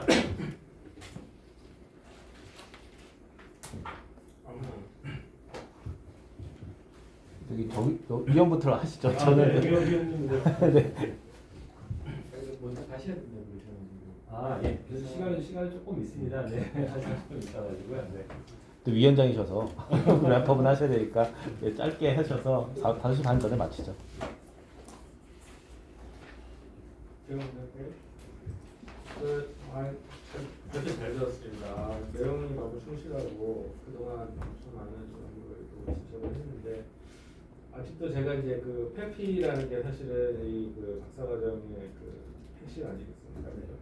그래서 정확하게 제가 아직 개념을 잘 모르겠어요. 그래서 가장 간단한 이 example 가지고 쉽게 설명이 가능한지 그거 하나랑 그다음에 그 뒤에 이제 오토인코더 가지고 이제 사실은 이미지 데이터 그러니까 컨트롤러 데이터 뭐죠? 네, 맞습니다. 그걸 베이스로 어떤 레이튼 베리어하고 연계를 시킴으로써 나중에는 실제 센서 데이터 없이 이제 겨우 데이터만 가지고 이제 검증을 하겠다, 불량 판단을 하겠다라는 거잖아요. 근데 그 부분에서 혹시 문제점은 없었는지 아니면 실제 그 데이터가 어떤 데이터였는지 트레이닝 할 때 마지막 부분에 두 가지. 네, 좋은 질문 감사드립니다. 먼저 이 페피 데이터 생성에 대해서 사실 시간 관계상 아주 자세하게 설명드리지는 못했습니다. 그러면 불구하고 좀 긴 시간을 이야기를 했는데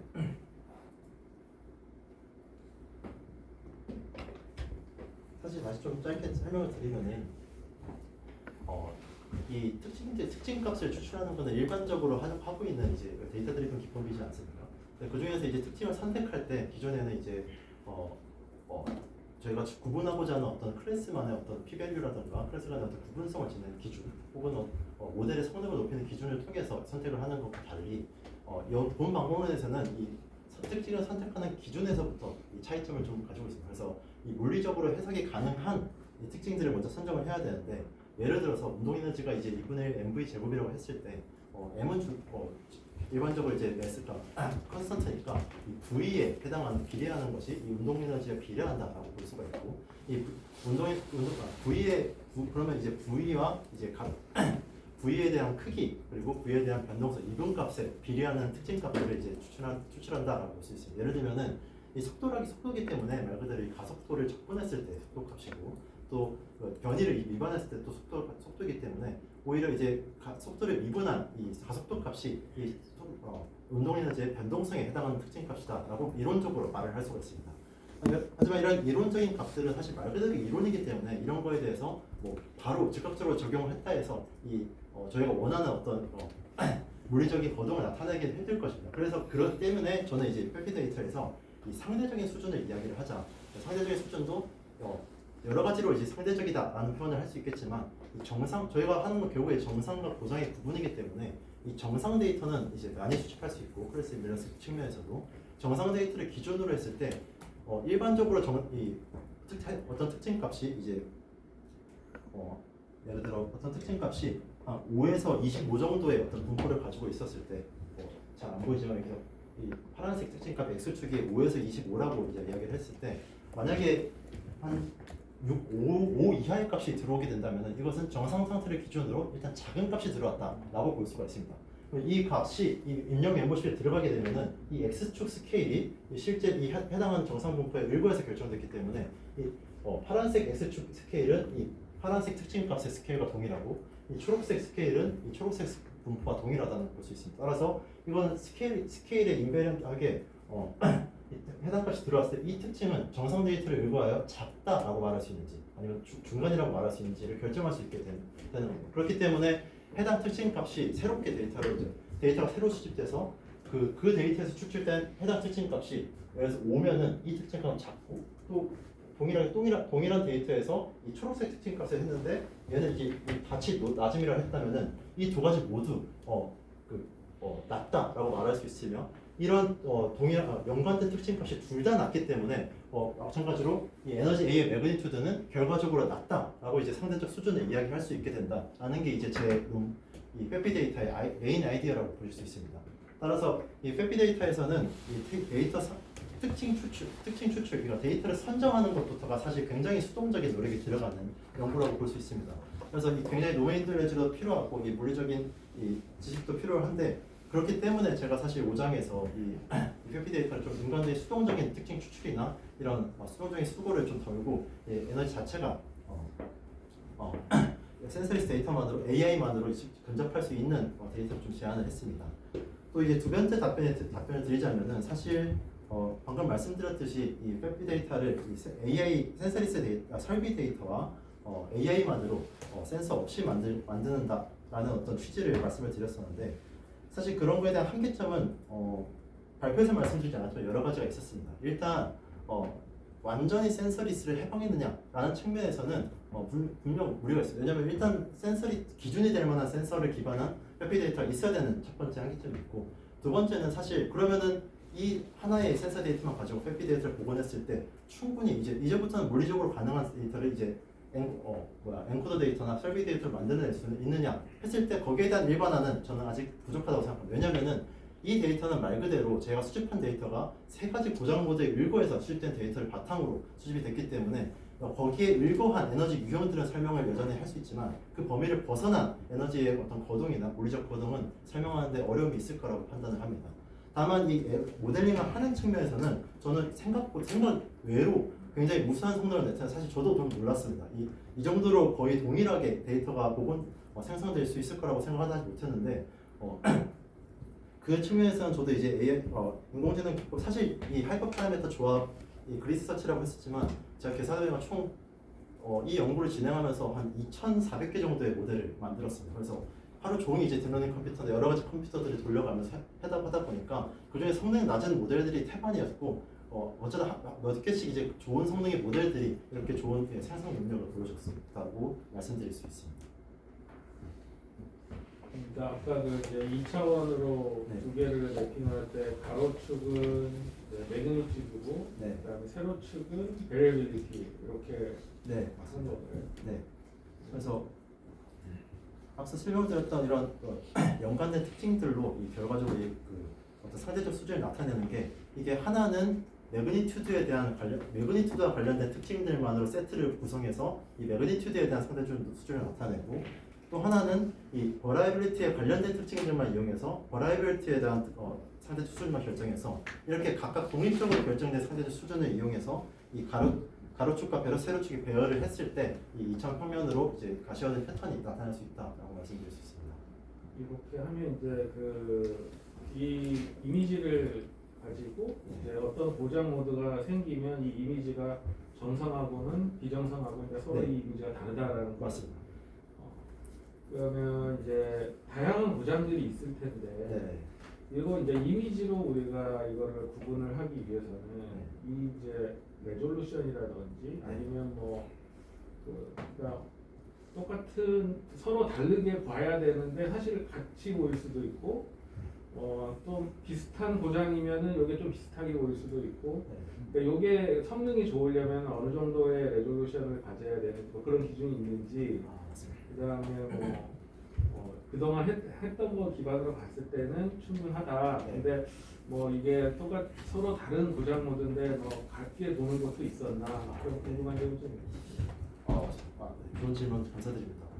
이게 사실 말씀하신 대로 제가 이제 지금 그 목적으로 가졌던 이 고장 모드들에 대해서는 이제 충분한 해석들을 가졌고 사실 논문에서는 이제 기재를 했는데 사실 이 해피 데이터의 어떤 이미지 레졸루션은 이 아웃풋 멤버십의 어떤 이 X축의 스케일에 달려 있습니다.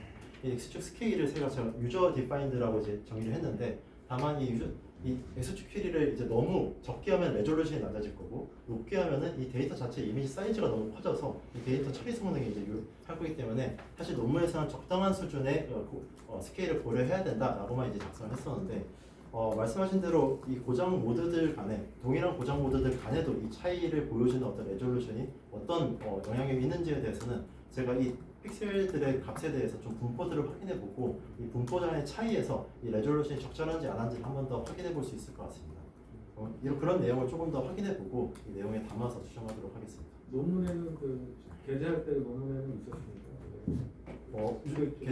저널에 네, 계절할 때 논문은 방금 말씀드린 그냥 유저 디파인드 하고 리즈너블한 스케일이 필요하다 정도까지만 기재를 했었습니다. 감사합니다. 일단 생각나시는 질문 먼저 해주시고요. 저는 추가로 그거, 해서 부탁드리겠습니다. 두서없이 질문을 좀 해볼게요. 빅데피 지금 보면 얘기 많이 나오는데 이게 지금 4개인 게 있잖아요. 그 그림 아무거나 하나 보여주시겠어요? 4개 배는 거. 그게 최종적으로 CNN에 들어가는 거잖아요. 네, 맞습니다. 아무거나. 예. 근데 이게 우리 거의 1사분면 2사분면 이렇게 의미가 있더라고요. 네. 근데 제가 배우기로는 네. 이게 CNN에 들어가는데 CNN은 커널을 가지고 컨볼루션을 하는데 시프팅을 하니까 네. 로케이션 인베리언트하다고 저는 배웠거든요. 네. 근데 지금 보면 4개가 반복되는 패턴인데 네. 이렇게 십자가 모양도 있고 한쪽으로 치는데 지금 이런 우리는 위치가 중요하잖아요. 1사분, 2사분. 네. 거기에 대해서는 어떻게? 위치가 중요하긴 하지만 사실 이 네 가지 유형의 패턴을 어떻게 조합하느냐는 사실은 크게 상관은 없었습니다. 근데 사분면마다 의미는 있잖아요. 의미는 있습니다. 여기서 의미가 있는데 저희가 부여한 의미이기 때문에 이 인공지능이 판단한 거를 해석하는 측면에서는 그냥 부여된 의미대로 해석을 했었는데 제가 좀 이해를 잘 못한 것 같은데 한 번만 더 아니 그러니까 해주세요. 지금 하나가 있고 네네. 지금 이 해줄 때 어떻게 보면 4개의 패치를 네네. 해서 뭐 디포 뭐 네. 키넥 뭐 자세히 모르겠어요. 했어요. 그래서 그 다음 장을 보면 뭐 아무거나 이렇게 4개가 있는데 제가 CNN을 배울 때는 뭐 예를 들어 그 CNN에 개가 있다, 사람이 있다 이제 하잖아요. 네네. 근데 위치하고 상관없이 개가 어디에도 있으면 개가 있다고 얘기해야 되잖아요. 아 그렇죠. CNN. 네네. 그러기 위해서 커널이 움직이잖아요. 네, 맞습니다. 커널 시프팅을 해서 이제 위치를 했지만 저는 이제 확인했을 때 저도 그 문제를 확인했을 때 그래서 특히 그래드캠을 확인했을 때 모델들을 상당히 많은 모델들을 구축했었는데 이 과반수의 모델들이 사실 제가 의도했던 거랑 전혀 다른 위치를 확인했어요. 그러니까 위치의 인베리언트한 정보들을 확인했었는데 이제 모델 제가 이 컨볼루션 모델이 이제 레이어가 이제 3개밖에 그거는 좀 사실 봐야 될 것 같은데. 근데 결과를 보면 다 만족을 하게 되어 있더라고요. 이 교수님의 질문은 이게 제 생각에는 이제 그 익스플레이너빌리티 입장에서는 위치가 의미가 있는데요. 알고리즘 입장에서 위치가 의미가 없어요. 그러니까 CNN 알고리즘에서는 어디에 위치하든지 거기에 대해서 뭐가 이상이 생기면 거기 저기 그래드 캠이 활성화시키는 거고. 근데 저게 익스플레이너빌리티가 의미가 있는 거는 지금 이지우 학생이 얘기한 것처럼 각각이 우리가 디파인해서 우리가 이제 인간이 인터프리터블하게 이야기할 때는 그 각각의 위치가 의미가 있는데 CNN 알고리즘 입장에서는 이게 이제 패턴이 결국에는 어디를 갖다 붙이든지 근데 물론 붙이는 어떤 그런 룰은 동일하겠죠. 예를 들어서 전기 에너지가 위에 2개고 엔드 에너지가 밑에 2개인 거는 다 동일해야 되지만 결국에는 그걸 인터프리터빌리티 입장에서는 사실은 이제 위치가 중요하지만 CNN 알고리즘 입장에서는 사실 매번 특히 예를 들어서 저기 전극 마모일 때는 항상 그 특정 부분이 하이라이트해서 들어오는 거니까 사실은 그 저기 로케이션 프리한 거죠. 알고리즘 입장에서.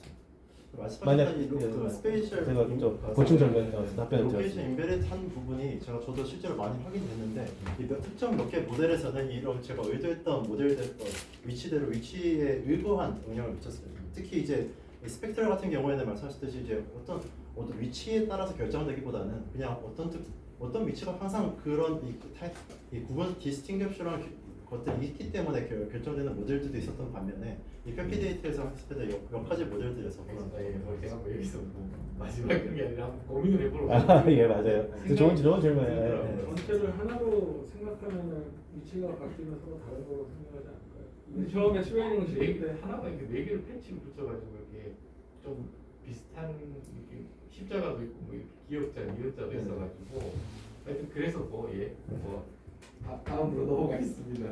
그거는 검증할 필요가 네, 좀더 있겠다. 지금 이 교수님 질문에 대해서 43페이지 이건 또 전혀 또 다른 다른 레벨의 질문인데 사실 그 테이블에 이 캐피는 몇 %고 STFT는 몇 %고 뭐 이런 액큐러시랑 있던 게 있었어. 어디 요거 예. 이거는 좀 엔지니어링 관점에서 봤을 때 이게 지금 해서 지금 제안한 게 제일 좋다고 나왔습니다. 저도 지금 테이블을 읽으면 그런데 이렇게 얘기하면 99%랑 97.90 일권이 중요하다고 하니까 99.7%랑 97.9%랑 저는 그냥 머리 복잡하게 안 쓰고 저는 그냥 하고 싶은 그렇게 얘기하면 어떻게 물론 저는 별 상관이 없다고 보면 실제로 이 샘플 수는 거의 한두 개의 차이밖에 안 나는 근소한 차이고 하지만 사실 이제 여기서 이제 제가 강조하고 싶었던 거는 단순히 고장 진단 면에서 무수한 성능이 있다뿐만 아니라 이런 고장 진단 기존의 어떤 고장 진단 모델들과 최소한 유사한 수준의 고장 진단 성능을 가지는데 그것뿐만 아니라 이 고장 진단 고장 원인 추론 성능까지도 같이 가진 모델이다라는 걸 조금 더 강조하고 싶었습니다. 말씀하신 어떤 근소한 차이는 같은 걸 차이입니다. 그 차이예요. 100개 중에 3개 나오고 저건 하나 나올까 말까. 저거 굉장히 큰 차이. 근데 또 이게 또 이런 관점에서 보면 지금 가지고 있는 데이터셋에서 그런 거지 또 이걸 충분히 제너럴라이즈 그렇지. 또 따져봐야 되는 맞아요. 문제라서. 제가 맞아요. 여기 요즘 이렇게 딴지를 외우겠다는 얘기가 아니라 그냥 한번 생각해보는 보면 그렇게 생각하는 사람 분명히 있다는 거예요. 네. 하고 제일 마지막에 각도 VR까지 연결시켜가지고 이렇게 하면은 그 로봇에서 이렇게 그 구조가 나오긴 좋았는데 네. 마지막에 이렇게 하면 페피가 이렇게 나오잖아요. 네. 저는 그런 생각이 들었어요. 내가 이걸 사용하는 유저예요. 난 그 그림을 보면 이게 무슨 의미인지 아무런 저한테는 메이크센스 하지 않을 수 있거든요. 그런 거예요. 그리고 내가 이걸 쓰려면 막 여기서 말하는 패턴까지 공부를 해야 되는 건가요? 그런 질문을 할 수 있을 것 같아요. 맞습니다. 사실 그래서 저는 그냥 내가 사용한 입장이면 나는 그때 신호를 보고 싶지. 뭐 신호라든지 아니면 조금 처리가 된 내가 이해할 수 있는. 저 작업자는 뭐죠 이럴 것 같은데. 네, 좋은 지적 감사합니다. 사실 제가 개발자가 아니라 이 사용자 입장에서는 충분히 동의할 만한 내용인 것 같습니다. 그래서 다만 이제 되게 아카데믹한 내용보다 그런 것도 좀. 네, 좀 더 이제 추후에는 당장 개발은 좀 어려울 수 있어. 추후에는 이 좀 더 직관적으로 이 고장을 설명하기 위해서 제가 생각했던 방안은 이 지금 영상에서 그 마우스를 올렸을 때 이건 좀 대단해요. 와 해요. 마우스를 올렸을 때 트윈 부분이 활성화되는 것처럼 오히려 이 실시간으로 어떤 고장이 감지되면 해당하는 바디를 활성화시키는 방안이 좀 더 직관적이지 않을까라고 생각을 해서 해보고 싶었는데 사실 지금 제가 고려했던 고장 모드들은 너무 국수한 이 전극 팀 아무나 이런 거라서 조금 이제 효과적으로 보여지기 어렵다라고 생각을 했지만 좀 말씀하신 부분을 통해서 향후에는 좀 더 직관적인 가시성을 보일 수 있도록 노력하겠습니다. 이쪽에서 좋은 말씀하셨는데 이 페피가 나오면 그걸로 만약 판단이 되잖아요. 네. 그걸 다시 이용해서 이쪽에다가 그걸 뿌려주는 방식으로 해야 되겠네요. 네, 좀 그러면 뭐 이거 이제 퓨처 좋은지. 그리고 저는 제 기준에서 제일 펀더멘탈한 질문인데 지금 계속 여기 이 전체 제가 이해하는 스토리는 AI가 부족, 그러니까 AI로 설명 가능한 인지는 계속 이야기를 하셨고, 네. 근데 그게 뭐 그게 아까 뭐 매니팩처링, 뭐 인포매틱스, 뭐 익스플레인 인포매틱스로 가고 싶다고 하면서 그게 그 엑스포트 날리지에 대한 노하우 그 얘기를 많이 했습니다. 그러면서 우리가 전통적으로 이쪽에서 하던 그 뭐죠, 뭐 FMEAC나 뭐 네. 이런 걸 좀 앞에 언급을 하셨는데. 그러면서 중간에 코절러티라는 단어를 많이 썼어요. 네. 근데 그거는 왜냐하면 코절러티는 원인과 결과잖아. 네. 얘 때문에 얘가 일어나는 거고. 근데 이쪽 동네에서 익스플레이너블 AI에서 지금 보여준 예시는 사실 코절러티가 아니라 다 우리로 치면 상관관계 코릴레이션을 이야기하고 있는 거거든요. 아, 이쪽에서 얘기하는 건. 네. 실제로 실제로 지금 분야에서 얘기하고 있는 걸 말씀하시죠. 네. 그리고 보여준 예시도 뭐 캠도 그렇고 그랜드 캠도 그렇고 코절리티를 보여주는 건 아니죠. 이게 이러니까 같은 상관관계를 보여주는 거죠. 저는 사실 이렇게 좀 답변을 드려보고 싶은데 말씀하신 대로 이 설명 가능한 이 인공지능의 알고리즘 기법은 글래디캠 말 그대로 코릴레이션을 보여주고 있습니다. 데이터에서 어떤 게 이 분류가가 영향을 미치는 상관관계를 보여주는데 저는 이 캠을 그냥 보고 끝내는 것이 아니라 이 캠을 통해서 그러면은 이 캠이 의미하는 바가 이 진단한 결과 결국 품질 결함이기 때문에 품질 결함에 대한 어떤 코릴레이션을 보여주는 글래드캠 정보에서 이 기존의 지식을 같이 FTA를 같이 결합을 하게 되면은 인과관계 영역으로 넘어와서 고장 원인을 추론해낼 수 있는 영역으로 가지 않을까라고 저는 사실 그렇게 의도하고 했었는데 여기서 저희 질문의 취지는 아까 여기서는 코절러티 얘기하고 여기 코릴레이션 했는데 그걸 좀 조금 다시 뭐 이제 이거겠죠.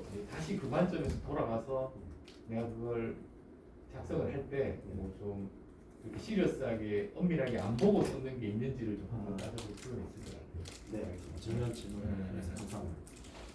그렇게 제가 다시 한번 면밀히 확인해보고 코절리티와 코릴레이션에 어떤 명확하게 작성하도록 하겠습니다. 네, 제가 질문하겠습니다. 일단 연구가 뭐 전부 잘 진행돼서 메이저한 코멘트는 없고요. 좀 몇 가지 마이너한 코멘트를 하면은 이 연구의 핵심은 퍼즈 인퍼런스를 이용해서 이제 피처 디벨롭을 한 부분인 것 같아요. 그래서 사실은 그 아까 뭐 SFT 뭐였죠? 결과에 있었던 그 본인이 제안한 걸 안 쓸 40몇 페이지였나? 결과 페이지 가보면 거기 가보면은 거기 어떤가요? 네, 그 위에 그 위에인가? 이게 STFT. 테이블 결과 테이블. 아까 예, 예. 여기 ST 아까 그거 아니 뭔가 아까 봤던 거. 아까 전체 저기 결과에 리콜 나오는 거. 아까 0.977 나오고 아, 0.994 뭐. 여기 보면은 STFT가 뭐라고 해야 될까? 로 센서 데이터라고 볼 수 있는 건가요? 로우 센서 데이터 보면은 그것도 제일 로우에 가까운 형태라고 볼 수 있습니다. 다만 이제 타임 시리즈 데이터를 이 주파수 성분을 같이 네. 보여주기 위해서 스펙트로그램 형태로. 네. 그래서 저 로우 데이터를 써도 뭐 물론 이제 저 성능 차이가 꽤 나긴 하지만 사실 저기에도 그냥 우리가 익스플레이너블 AI 적용해서 네. 뽑아낼 수는 있잖아요. 네, 근데 맞습니다. 문제는 뭐냐면 익스플레이너블 AI의 가장 큰 문제가 인간의 지식과 매치되는 거를 매치시키기 매우 어렵다. 네. 그냥 인간이 알아서 적당히 해석을 해줘야 되는 문제가 있는데 지금 이 연구는 그 페피라는 이제 사용자 지식 기반의 피처 익스트랙션을 한 거죠. 사실은 그걸 통해서 그 두 가지를 이렇게 연결시키려는 시도를 했다. 네. 라는 게 좀 제일 큰 컨트리뷰션이 아닐까 싶어요. 네, 그래서 좀 요거에서 이제 페피에 대한 설명도 중요하고 성능도 중요하지만 사실 이 뒤에도 설명을 했는데 실제 원인 분석을 할 때 그게 얼마나 이제 뭐 물론 아까 뭐 전문가 뭐 그때 일치도가 95였나요? 94였나요? 말을 4.4. 라고 했는데 그걸 어떻게 측정했는지 모르겠는데 네. 그래서 그 부분을 더 강조를 해서 실제로 이게 익스플레이너블에서 끝나는 게 아니라 인간의 지식하고 연결할 수 있는 어떤 프레임워크이다라고 말하는 게 제가 보기에는 네. 그 측면에서도 컨트리뷰션이 상당히 더 있는 것 같다라는 생각이 들고요. 네, 감사합니다. 두 번째는 뭐 본인도 말했지만 데이터 생성하는 부분은 조금 조심스러운 것 같아요. 분명히 본인도 리미테이션에 대해서 말했지만 그거에 대해서 좀 논문의 이제 리미테이션하고 또 적용 가능성에 대한 디스커션도 분명히 좀 제시를 해야 될 것 같다. 분명히 봤을 때 좋은 결과지만 한계가 명확하거든요. 일단 센서가 없다고 했지만 없어서 안 되는 거고 네, 맞습니다. 그 다음에 뭐 전에 보지 않았던 20개인가요? 그것도 적용을 네. 했었지만 사실은 그게 충분한 검증 일반적으로 그냥 우리가 예를 들면 A 장비에서 센서를 갖고 모델링을 했는데 그게 제너럴리 뭐 다른 경우에도 적용될 수 있느냐 그거에 대한 충분한 검증이라고 보기는 좀 어려워서 뭐 저희 쪽 말로 한 뭐 도메인 트랜스퍼라든지 뭐 그런 거에 대한 검증을 하는데 사실 쉬운 일은 아니고 그래서 조금 디스커션과 리미테이션에 대한 적용 가능성에 대해서 디스커션이 좀 있으면 좋겠다. 네, 알겠습니다. 그 다음에 이거는 조금 더 마이너한 건데요. 그 마지막에 이제 제목을 바꿨잖아요. 네. Study on Manufacturing Informatics라는 거가 좋은 제목 같기도 하고 조금 그래도 포괄적인 제목 같기도 하고 그러니까 본인이 한 일을 조금 더 명확하게 드러내는 제목이면 좋겠는데 Manufacturing Informatics Framework 하면은 사실은 그냥 DB를 만들어도 되는 거 아니에요? DB를 만들어도 Informatics Framework이라고 할 수 있으니까 그래서 조금 한번 뭐 나쁘지는 않습니다. 예. 지금 한 코멘트 중에서 가장 마이너한 코멘트긴 한데 조금 제목도 조금 더 선명한 제목이 있으면 좋겠다. 뭐 그런 의견이 드네요. 계속해서 고민해 보겠습니다. 네. 알겠습니다. 이 정도 질문하겠습니다. 네, 감사합니다. 저도 비슷한 맥락에서 사실은 저 그때 많은 피드백을 했지만 저도 그 생각이 들어요. 예를 들어서 지금은 디지털 트윈에서 뭔가 생성 가능할 만한 그런 데이터를 써서 생성시킨 거잖아요. 사실은 이제 예를 들어서 우리도 보면은 이게 지오메트릭 데이터가 이제 너겟이 작아지니까 그 어떤 부분들에 대한 어떤 그 이제 그 뭐 기하학적인 형상이 전부 했는데 예를 들어 다른 일반적인 비단 말씀하신 다른 공정뿐만 아니라 로봇 용접에서 또 다른 고장 모드 같은 거 뭐 이런 부분들은 사실 이제 이 디지털 트윈에서 그걸 다 만들어낼 수 있냐 그런 제너럴라이즈 보편성 있냐 그런 부분에 대한 디스커션 사실 아마 박사학위 논문 안에서 그걸 다 해설할 수 없을 테니 그런 부분에 대한 좀 그 구체적인 어떤 방향성을 제시한 디스커션이 지금 위원장님 말씀대로 좀 필요하지 않을까 같은 맥락에서 그런 제안을 좀 추가해 봅니다. 알겠습니다. 저는 뭐 많이 얘기를 해서 이미 네, 또 혹시 뭐 추가적으로 질문 있으신가요? 그 마지막에 데이터 제너레이션을 하는 공식이 왜 하는 건가요? 그 데이터 제너레이션을 처음 시작은? 처음 시작은 사실 말씀드렸던 대로 이 센서 데이터를 제가 회피 데이터에 대한 설명을 드렸지만 사실 굉장히 이제 데이터를 실제로 수집하고 이런 것들이 굉장히 좀 번거로운 일이 많고 또 저는 항상 이제 좀 산업 과제들도 했고 하다 보니까 늘 이야기 나왔던 게 그 센서를 해놓은 거 어차피 센서 설치할 수 없다라는 말을 저는 너무 많이 들어와서 그러면 좀 한 대만 설치해서 받으면은 좀 물론 이제 그 리미테이션은 분명히 있겠지만 다른 장비나 이런 데는 좀 센서 없이도 이런 장비 데이터만으로 활용할 수 있는 그리고 센서 없이 어떤 특정한 상황에서 가상으로 데이터를 생성했어요. 네. 그걸 가지고 뭘 하게? 그걸 가지고 동일한 도장 진단, 그러니까 센서로 하는 도장 진단과 도장 진단을 센서 없이 도장 진단을 하고 싶은 게 사실 좀 목적이었습니다.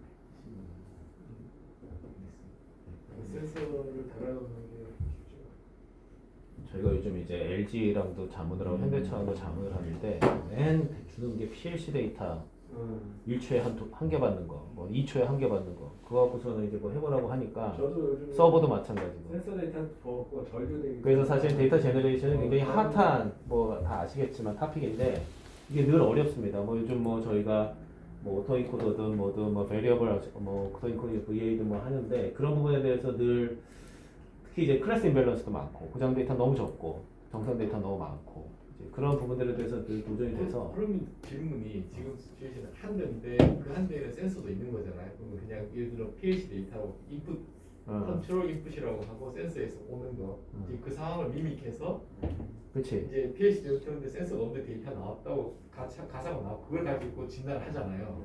그럼 결국은 이 상호의 뿌리는 PLC 데이터를 가지고 진단을 할 수 있다는 얘기잖아요. 맞습니다.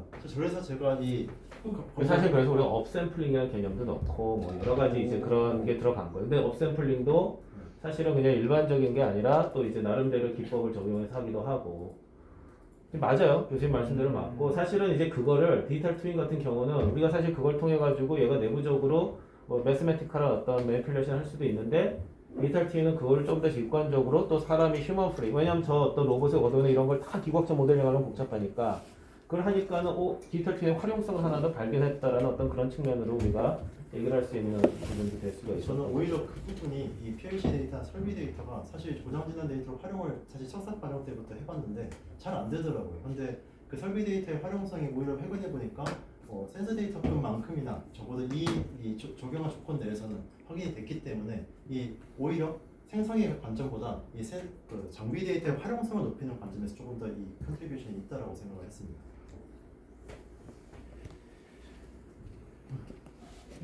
위원장 교수님 이제 시간이 많이 없으셔서 네. 저희 디시전 내려야 되니까 우리 학생들은 다 퇴장해 주세요.